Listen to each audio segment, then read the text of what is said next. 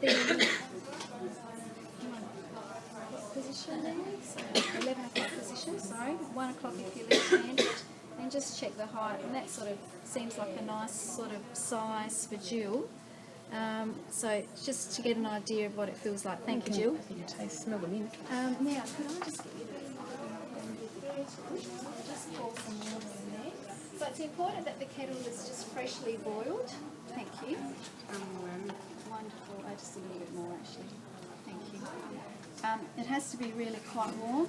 Now the recommendations are roughly about 10 seconds. I tend to work on the softness of it. You need to make sure that you don't leave it too long because it will just sort of flop and you won't be able to actually work with it. But before we put that in, we've actually got to use the Vaseline, and what the Vaseline does, it just dissipates the heat a little bit. So I'll come around here and I just tend to put it along the gingival margins, okay, on the labial buccal surfaces as well as the palatal surfaces. Okay, so right across. There we go.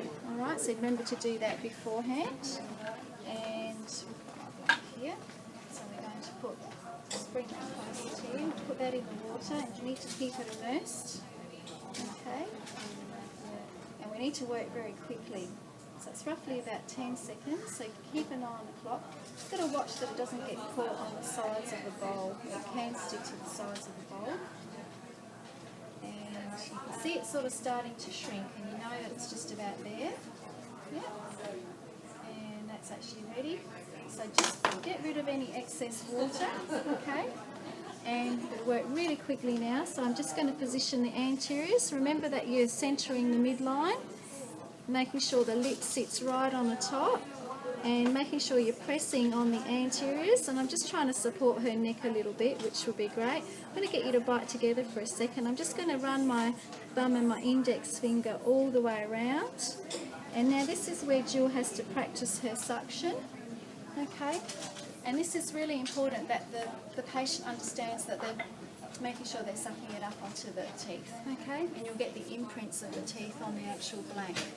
So while Jill's doing that for about a minute or so, I'm going to go and grab some cold water.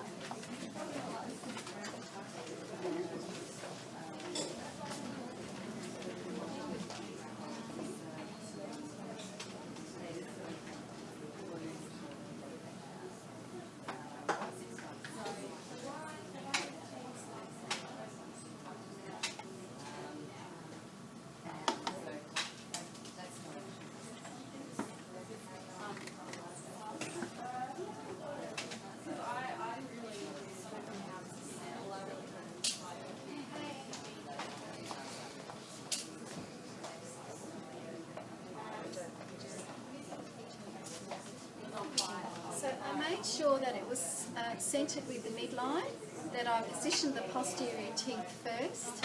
Once I did that, I worked on making sure that I had my thumb and my index finger placed on the labial and palatal surface to just mould the anteriors. Then I got the patient to close and I just ran my thumb and my index finger all the way around so it sits up nice and high on that buckle.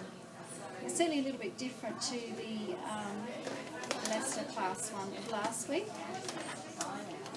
So I think now, it's been about a minute, okay, what we're going to do, I just have my gloves on, I'm going to remove it and we're going to put it in the water. Water from the tap here isn't quite so cold, but ideally it should be cold water. I'm just going to take that out, I'm just going to pop it in the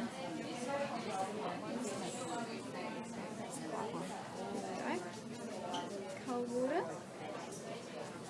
Just let that sit there. So we'll have a look at that, and you can see that we've got lovely amounts on the buccal as well as on the palatal surface. It seems to be quite high, and we'll have a look in the mouth, but we haven't got a lot of bulk on the incisal edge, so it's important that you actually push the material up on the incisal edge so you've got adequate coming up towards the fornix, okay? Now, the trick is to see whether it actually holds in or not. So rotate it into the mouth and get Jill to open, and she's opening really wide and it's actually not dropping. Okay, so the next thing to do is actually check to see that there's adequate height. and it is lovely and high, and it's really even all the way through. And all the way across, so that's great. The midlines are lined up well. Just ask your patient whether it feels tight anywhere or uncomfortable. No, it feels fine. I guess we need to check the length of it as well.